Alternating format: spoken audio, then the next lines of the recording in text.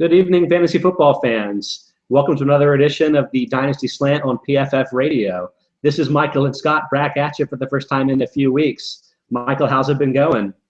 I'm good. Half of my favorite team in San Francisco, Scott, retired, but other than that, I'm fine.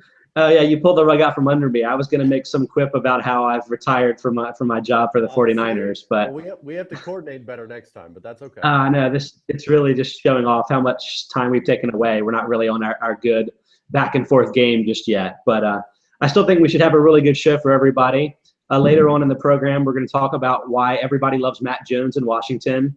Talk about some of the later round rookie picks and which of them could maybe have an impact this year. Some overcrowded wide receiver situations. But Michael, let's start with Miami because all of a sudden Miami's become one of the most interesting teams in fantasy and in reality, I think you could fairly say. But the big news on the rookie front in Miami is that DeVante Parker is going to have minor seaming foot surgery to replace a broken screw in his foot that could knock him out for the next 8 weeks or potentially more. And looking at the calendar, I noticed that it's pulling up on mid-June, Michael. So this is kind of potentially move him up near the beginning of the regular season. If memory serves, in 2013, Julio Jones had a similar procedure that knocked him out of 11 games at the end of that year. And maybe the actual season schedule had something to do with that. But I think it's pretty likely that Parker could be moving all the way up toward regular season. And as a rookie, who knows how that could actually affect his chances to start the year quickly or start it at all. So I think there's kind of a lot of questions to go with here. But why don't we start with Parker himself? In rookie drafts, Parker is almost universally going off as the 5th pick behind, I guess, the big 4, you would say, of Todd Gurley, Melvin Gordon, Kevin White, and Amari Cooper in some order. Do you think that this injury in any way impacts where you would draft Parker among rookies specifically?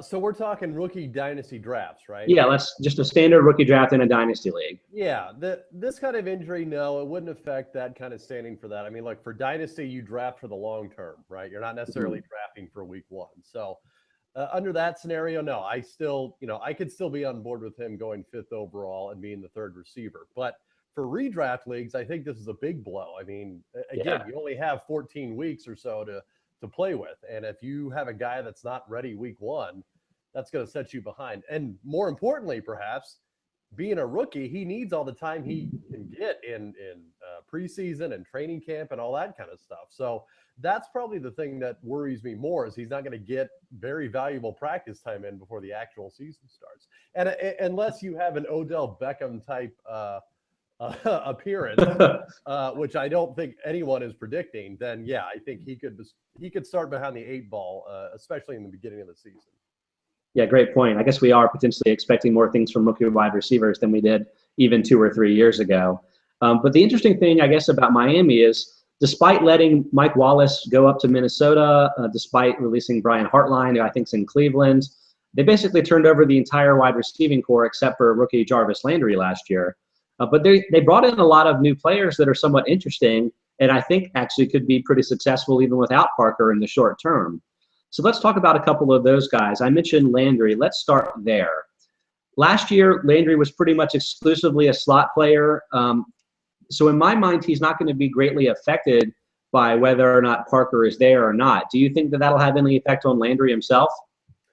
No, I mean, I think opposing defenses were probably gearing up for Landry entering this year anyway. So whether Parker was there or not. And look, and sort of we'll touch on in a little bit, they added guys like Kenny Stills on the outside. They added Greg Jennings just fairly recently.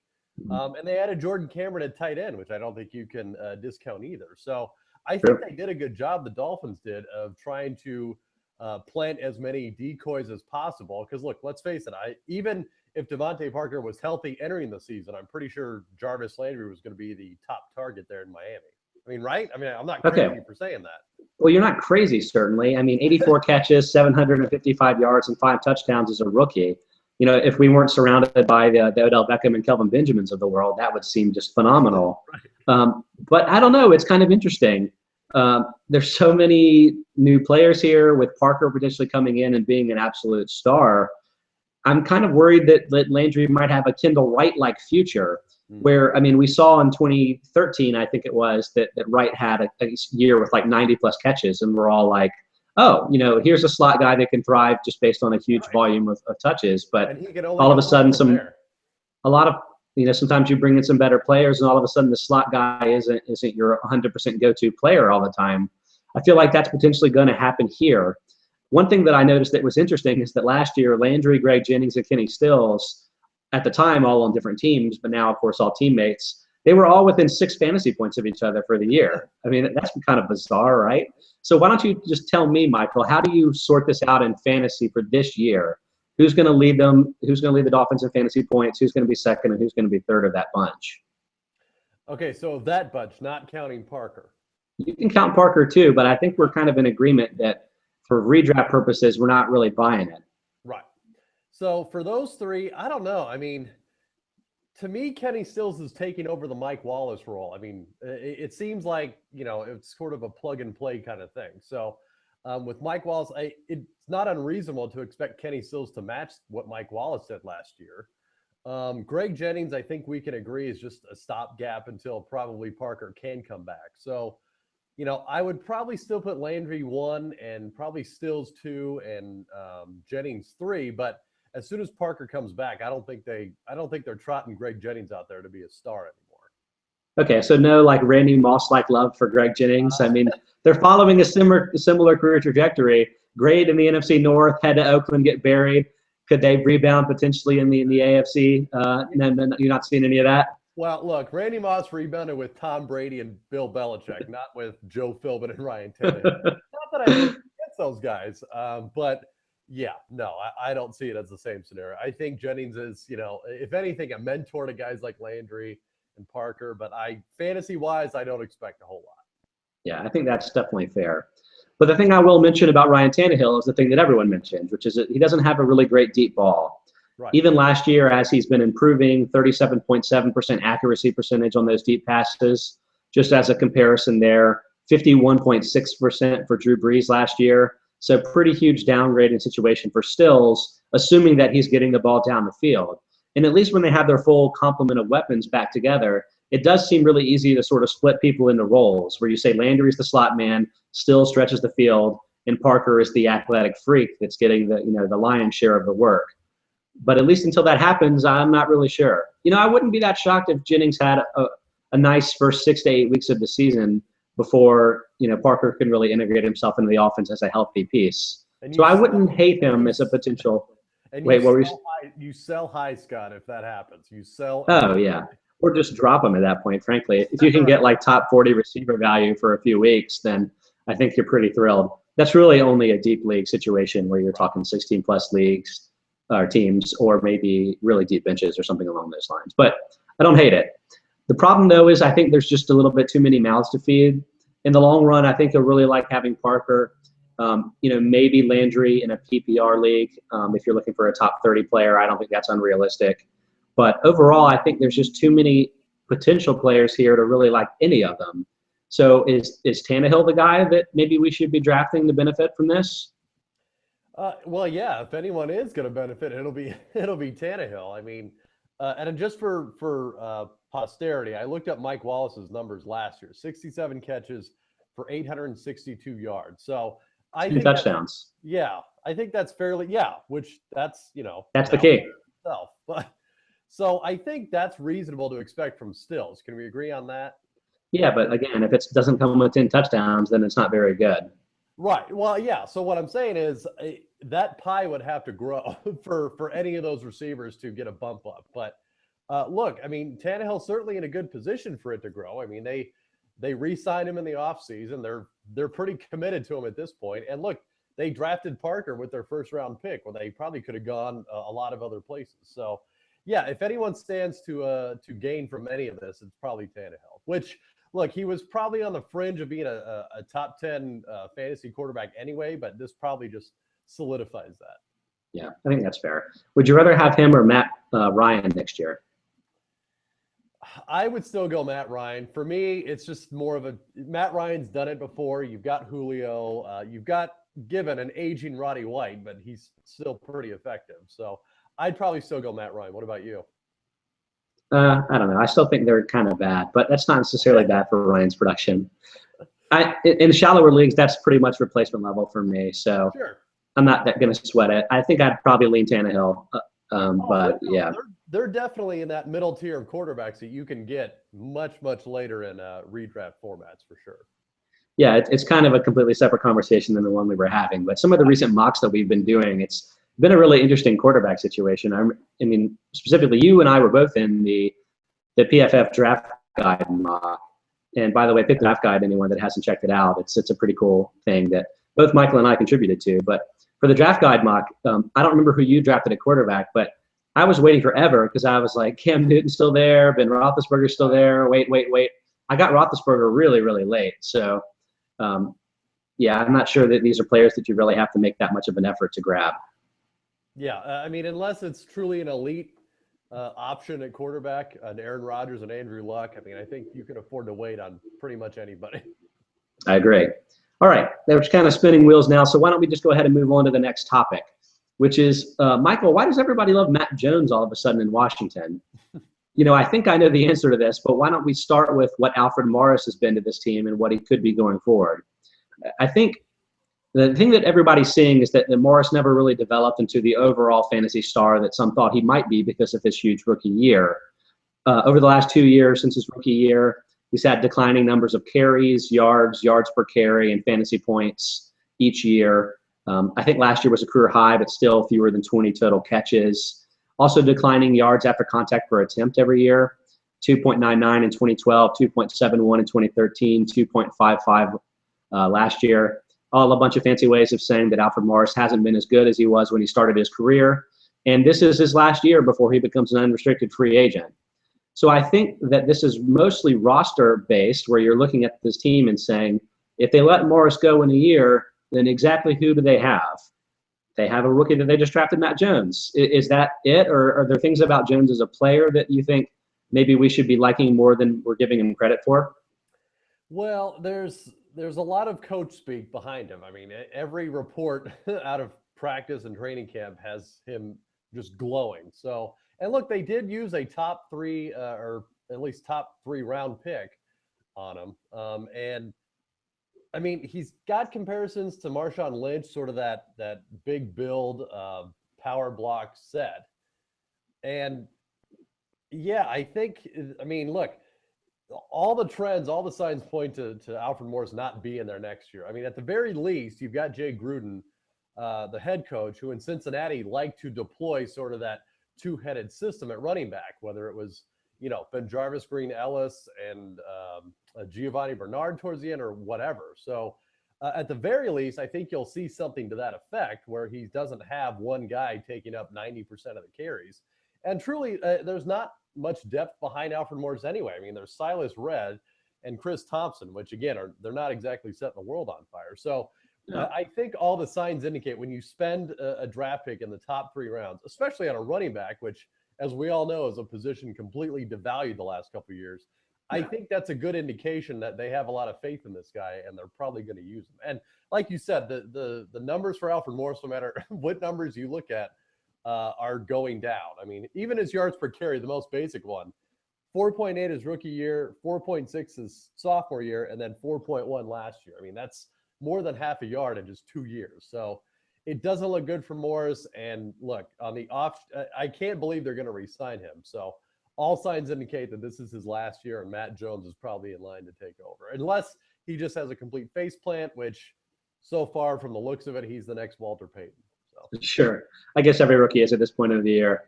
One interesting thing to note about Jones specifically is that our college football focus rankers don't really like Jones at all. They rated him as a negative rusher, negative receiver, and negative blocker playing for Florida last year. I think if you read some of our guys, I think Sam Monson wrote like a biggest reaches article, headlined by my own Shaq Thompson of the Carolina Panthers, by the way. But anyway, Jones is on that list as a guy that was reach because he didn't really produce that well in college relative to where he was drafted. Not entirely sure that's 100% foolproof as a way to predict these things. Obviously, teams are looking at more than just their effectiveness of college players and drafting players, but it's something interesting to point out. Now, does he have any kind of role with the team this year? I think the thing that keeps standing out to me is that, Morris has never caught the ball at all, and without Roy Halou in that backfield, exactly who is it that's going to help him out on third downs? The answer may be Silas Redd. He had 8 catches on 9 targets last year, but does Redd really, can he make that impact as a pass catcher? Can anybody on this roster sort of fill that void, or could maybe Morris turn it up to maybe 30 catches this year and actually do a little bit for us in fantasy there? Everything's on the table there, man. They've given no indication that on any route that they definitively will go. So I think it's entirely possible they pin their hopes on Morris, but at the same time, I could see them sort of shying away from him, not wanting to essentially pay him this offseason. So to me, it seems like they are putting a lot of faith in Jones and hoping he could fill out, one of a couple different roles, whether it's pass catcher, even the committee approach with him and Morris. So there's just a lot to be determined, I think, in that backfield, which for all intents and purposes, for fantasy reasons, I think you probably should avoid at this point. Sure.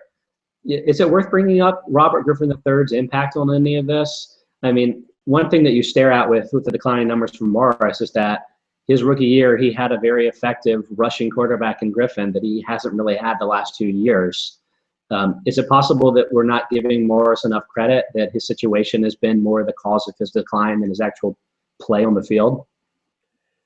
I don't know. I mean, just citing some of the numbers you had mentioned, I mean, that's based on effectiveness for that player. And given there's a lot of factors that go into that, but yeah, when it's universal across the board that he's not doing as well on a per play basis, that's a red flag to me. Now, at the same time, like you said, it's been a long time since Robert Griffin has had those serious injuries, that ACL injury, and he's a long time removed from that. So if there's any chance of a rebound with him, it's going to be this year. And if he does, obviously that's going to open up things on the run game. Now, again, it remains to be seen if they're going to sort of have Alfred Morris fill that role that he did so well a couple of years ago, or if they're going to give some carries to Matt Jones and see what he can do.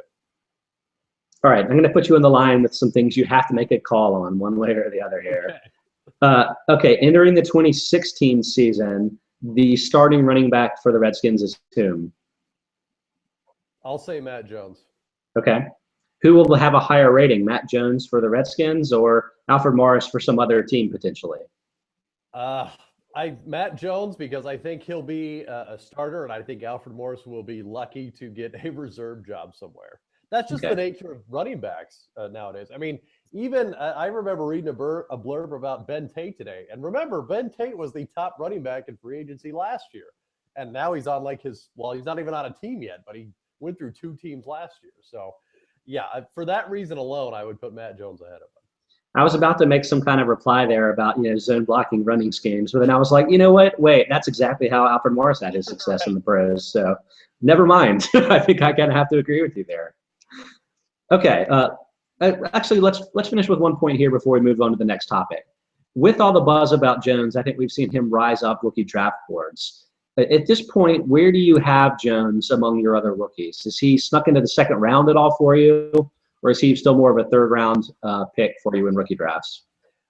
He could go in the late second for me. I mean, look, the stock is definitely going up, and at this rate, he'll be starting by week 1. I don't think that'll actually happen, but there's a lot of good things that are coming out of training camp. And look, especially at running back for rookies anyway, it's just very hard to get any rookie that's going to get playing time. So any rookie that has a glimmer of hope in that department, I think you have to look at. So, no, I'd be comfortable in the late second round with him. I will say I've seen some rookie dynasty mocks with him in the first round, which I think is a little. Oh, wow. But, yeah, but late second, I could roll with that. Okay.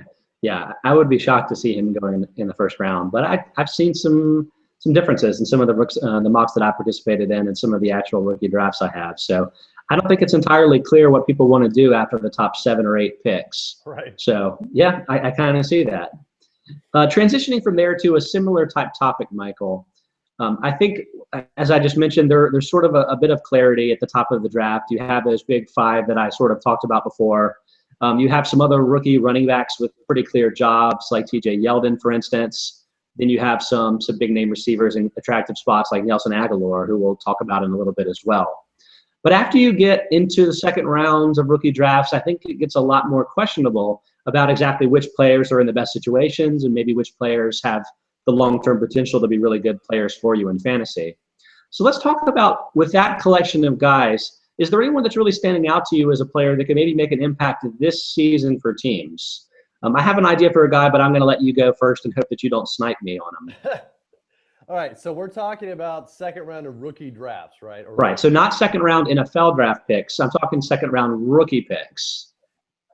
I don't know. I'm probably going to get killed for this. I like Jameis Winston, man. I don't know. I think he's in a great situation. I mean, look, it's him and Mike Evans for the next 10 years if everything goes according to plan. And, I think he's got the capability to not just be, one of those run-of-the-mill quarterbacks like we talked about with Matt Ryan and Tannehill. I think he could be. I think he's potentially could be in that upper echelon. So for me, it would be him. And look, as we know, quarterbacks, besides Andrew Luck, typically don't get taken very high in rookie drafts. You can take them sometimes a lot later. So I don't know. For me, I'm all about the Winston.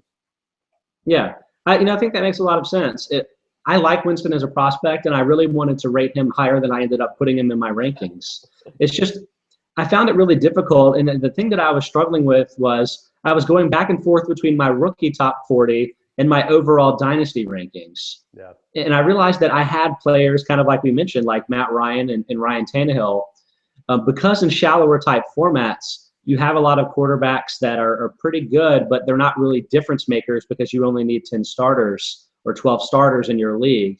Then all of a sudden I found myself going for guys like, Amir Abdullah or Jay Ajayi or all of those type of players where I'm like, I don't necessarily feel completely sold on this, but a top 25 to top 35 running back is just so critically important in those formats that you can pick up quality back end top 10 starting quarterbacks that aren't really difference makers. But, if you don't really have Andrew Luck or Aaron Rodgers, you may not have a difference maker anyway. Right. And you can trade for guys like Ben Roethlisberger without too much effort either. So I was just like finding myself being like, well, I want to put Winston up there because I think his potential could maybe get him into that top 5 kind of rarefied air. But, am I really going to put him ahead of the Ben Roethlisbergers and Drew Breeses of the world and my overall rankings to make that justifiable? And so I guess the answer was no. And that's the story of how Marcus Mariota fell to a 3rd-round pick in my rookie rankings. But moral of the story, I agree. I think Winston is an attractive prospect, and you obviously have to love the situation that he's in Tampa, unless, of course, you're a Panthers fan. Okay, but let me follow up with the player that I think could potentially make an impact this year, and that's David Johnson, who's a 3rd-round running back picked by the Arizona Cardinals. Johnson played college ball at Northern Iowa, and he's a fairly big player at 6'1", 224 pounds. Not super fast, not a great blocker, but he's big and he can catch the ball out of the backfield a little bit too. So it's not necessarily clearly an only early downs kind of player going forward. He's got a little bit of versatility. And the reason I really like Johnson is I think that he will become like a really nice complementary player in that backfield with Andre Ellington. Ellington was, I don't want to say he was miscast last year, but after his rookie season 2 years ago, he got an expanded role last year and really couldn't handle the workload, or at least couldn't perform effectively with the expanded workload. So I kind of wonder whether the Cardinals might be better off with the more traditional type committee. And in that type of committee, obviously Ellington would be an effective player probably in PPR, but you would expect Johnson to get more of the early down work, to get touchdowns. And, I really wouldn't be stunned if he ended up, scoring 10 times and getting 1,000 all-purpose yards this year, despite being a guy that you can grab later in rookie drafts. What do you think about the Johnson call there? No, I love it. And if anything, I think he'll probably shine in training camp and preseason to where, by the time it's all said and done, he'll probably sneak into the high 2nd round as far as rookie drafts go. Just because, as you mentioned before, running backs are such a premium, especially in rookie dynasty leagues or rookie drafts, I should say, that, any running back with a glimmer of hope that has a good situation with, seemingly a weak starter and not that much depth behind them is going to be in a prime position to win that job. So, and look, Arizona overall is a very good team. It's not a bad situation to run into. And like you said, Andre Ellington is not the long-term answer. I think he's already like 30 years old or something close to that. Surely not. Yeah, but he's up there is the point. And yeah, I think that's an excellent pick. Like I said, if anything, I think now's a great time to get him in that late second round or beyond, because I think his stock will probably just go up from here. Yeah, Johnson was really the guy that I identified among the running backs, at least, where the situation was that he didn't really have a clear, obvious starter ahead of him. It's some of the other teams that drafted running backs that you can really like in the long term, like the Colts, like the Ravens, for instance. Those are some of the second and third round running backs you can get, or their potential replacements. But until Frank Gore hangs up the spikes, you might have another year or so before you can really enjoy that benefit. He never will, Scott. He never will. Nobody loves Frank Gore more than me. Maybe he'll just keep being great. But Johnson, I could really see making an impact this year potentially for the Cardinals. Okay, Michael, we got one more topic here, but this one's a doozy. It's talking about Philadelphia and Indianapolis, two of the most, I guess, compelling, most nonstop talked about offenses in the game. But both of them sort of have a weird situation where they have almost too many good weapons. And that's going to lead to a lot of problems in forecasting how things are going to play out in fantasy. So let's take these one by one and talk about where those rookie receivers are going to fit into the mix and how we sort of stack them up compared to some of the veteran options on the team this year and in the long run. Okay, let's start with Philadelphia, though. So the man in Philadelphia had been Jeremy Maclin, who's now no longer with the team. He's in Kansas City. And so it seemed like it was time for former rookie Jordan Matthews to sort of make the ascension this year. Matthews was actually a very successful player as a fantasy option last year as a rookie with 67 catches, 876 yards, and 8 touchdowns. But now when we were all ready to take him in the top 20 this year as the guy, they bring in Nelson Aguilar, who, correct me if I'm wrong, I think was a first-round pick for the team this year, right, Michael? He was. So there you go. All of a sudden you have two really elite-level prospects on the team, and now the question is who plays where, exactly who's going to be the better fantasy player. Can you break this down at all for me, Michael, and help sort it out? Well, yeah. First, let's recap. You mentioned Jordan Matthews' line, 67 for 872. Jeremy Maclin, who had a great season last year, 85 catches for 1,300 yards. So yeah, huge. Between the two, you're looking at 150 catches and 2,000 receiving yards. So I don't think it's unreasonable to say, hey, there's enough to go around. And look, let's face it, the wide receiver depth behind them is not anything to be afraid. I mean, you've got Riley Cooper, who after sort of a fluky 2013 season, last year had 55 catches for 577. So even that, I mean, combined with what Maclin and Matthews did, I think there's a lot of passes to go around. And I'm not going to go out and say, hey, both Aguilar and Matthews are guaranteed 1,000-yard seasons, but look, there's I think a big enough pie for both of them to be very productive. I don't know that it's in Chip Kelly's nature to feed the ball to one guy and have one receiver get 100 catches for 1,500. But look, could both guys easily do 60 for 1,000? I think that's very possible. Don't you? Maybe. I think there's more of a clear pecking order here than that.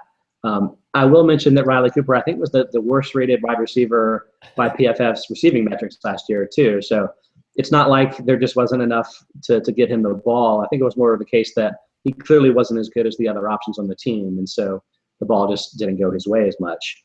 But the thing that I think was really interesting last year with this sort of setup was that Matthews was running 92.4% of his passes in the slot, where you had Maclin as the guy on the outside.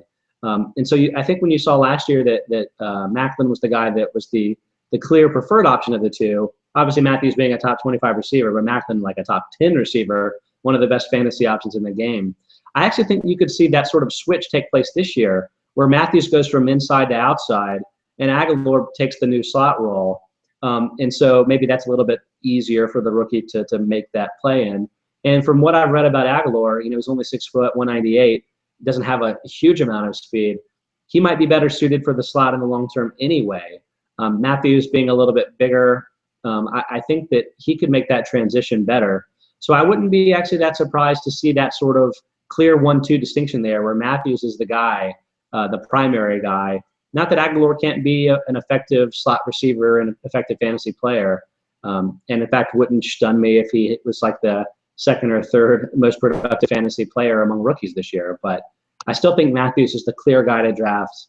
And I think that's true both this year and in Dynasty play as well. What do you think?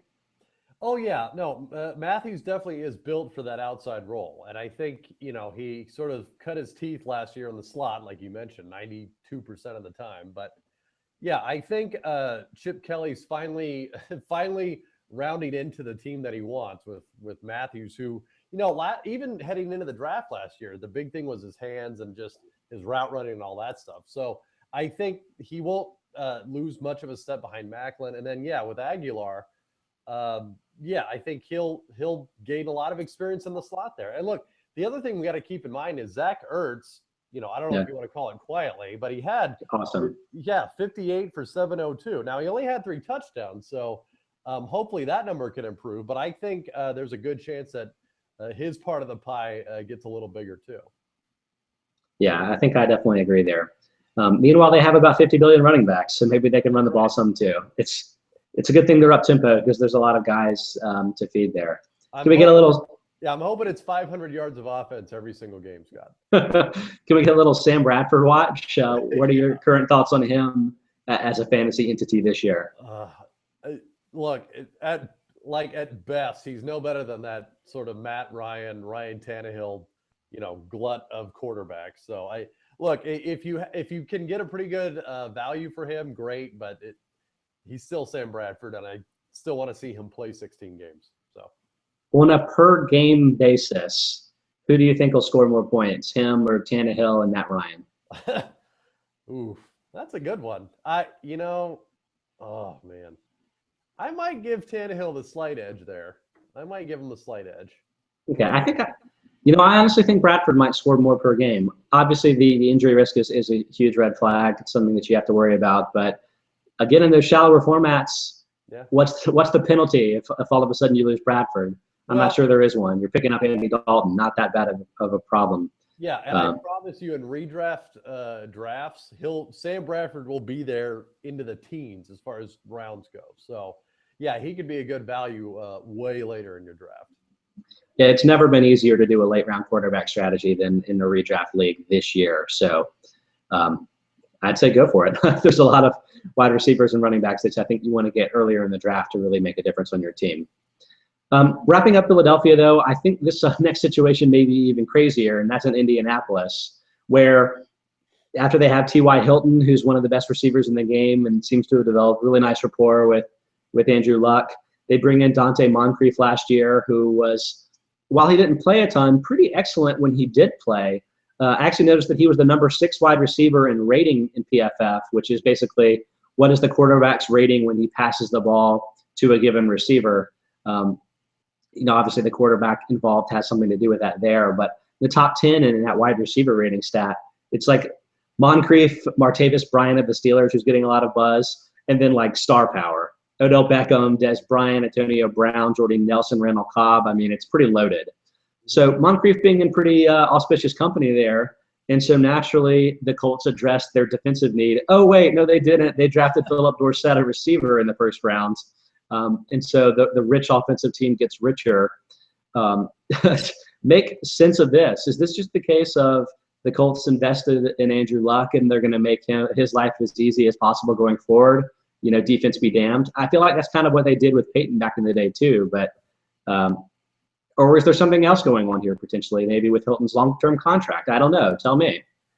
No, I think it's a combination of those things. I mean, look, if you're the Colts and you're the general manager, what's the strength? Andrew Luck, right? Luck. So why would you not, enhance that strength as much as possible? So from that angle, I understand it because look, they can go 4 wide this year and not miss a beat. And let's face it, I don't want to say the Indianapolis tight ends have been disappointing, but I think we all would have hoped for more from one of those guys, Dwayne Allen or Colby Fleener, to sort of separate themselves from the other, but it just hasn't happened yet. So they probably thought, hey, let's just go get the best pass receiving option out there. And they apparently got it. But, and like you touched on, I think long-term for dynasty purposes, to me, this is a clear-cut case of them prepping for T.Y. Hilton's eventual departure. I mean, look, him and Andrew Luck got drafted the same year.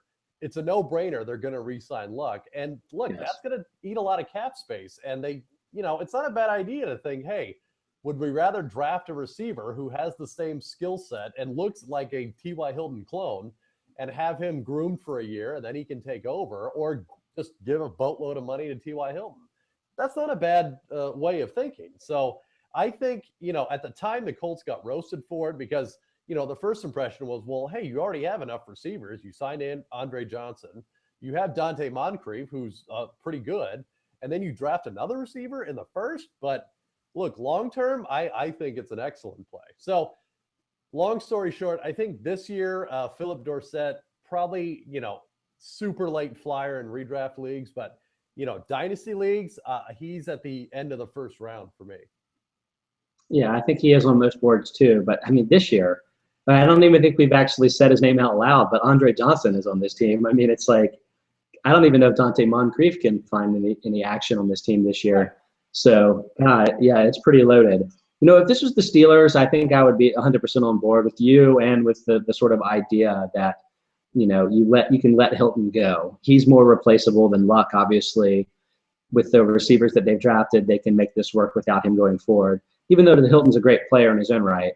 And I'll mention, too, that Hilton's an unrestricted free agent after the 2015 season, because I'm not sure I actually said that out loud previously. But, this isn't the Steelers. We haven't seen them do this type of move before.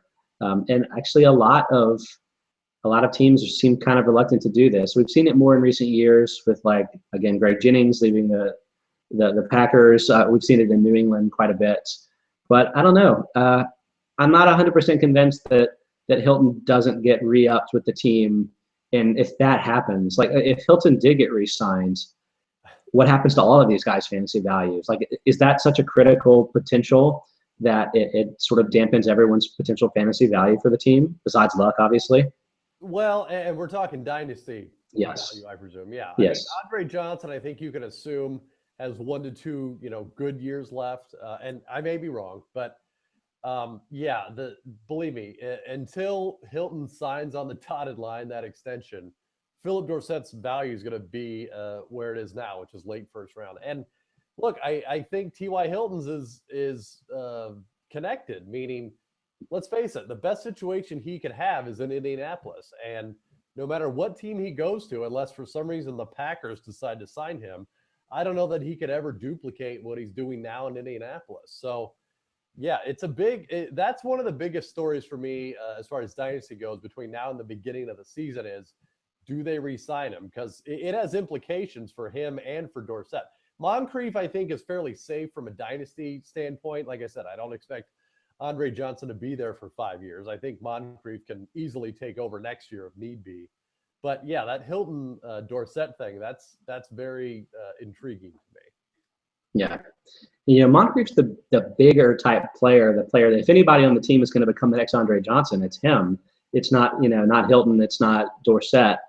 Does that play into the thinking here at all? I mean, you seem pretty optimistic on Dorsett, but even if he develops into Hilton, in terms of type of player, when someone gets as good as Deshaun Jackson or Hilton or one of those guys, then you can't really help but use them. But aren't those the kind of players that fantasy owners tend to dislike because they're less consistent from game to game? A lot of their scoring comes on big plays, that sort of thing. Is that all a concern about his fantasy value too, that he's not the typical kind of consistent receiver that the fantasy players would prefer to build their teams around? Well, yes, save for the fact that he plays in Indianapolis and Andrew Luck's his quarterback. Okay.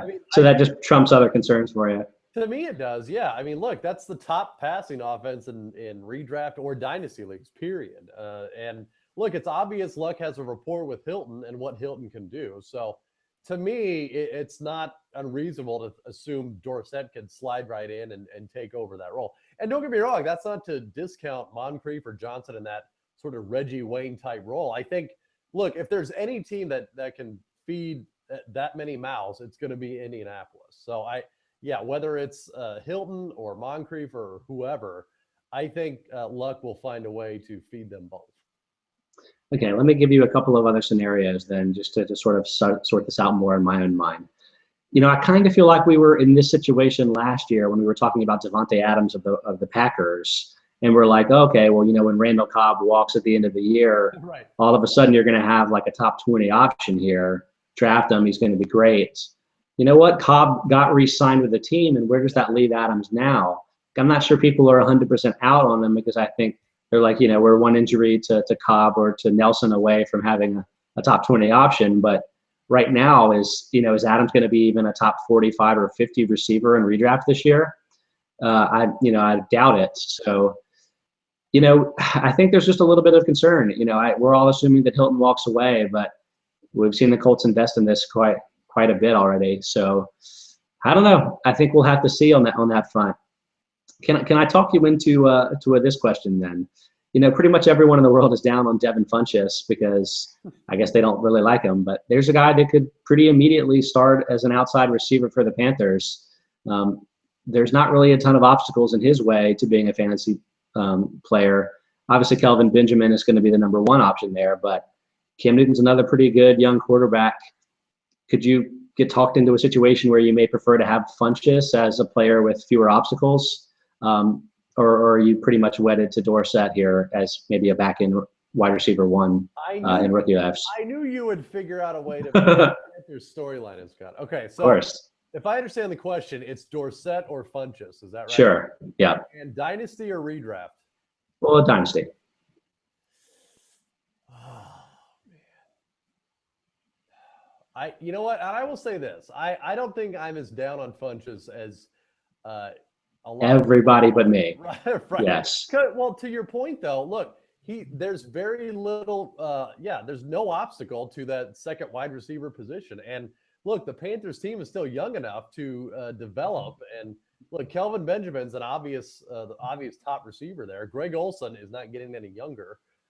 So you could talk me into Funchess having some value, but to me at this stage, I would still go with Dorsett. Now, talk to me when the Colts pull a Packers Randall Cobb type situation and they do re-sign Hilton, and Dorsett is sort of relegated to that backup role, then I think I would be a lot more interested in Funchess. But until that actually happens, I'm assuming that's the game plan in Indy, and that's the game plan I'm going with. So I'd still go Dorsett, but I applaud you. I give it a shot. This is a fair shake.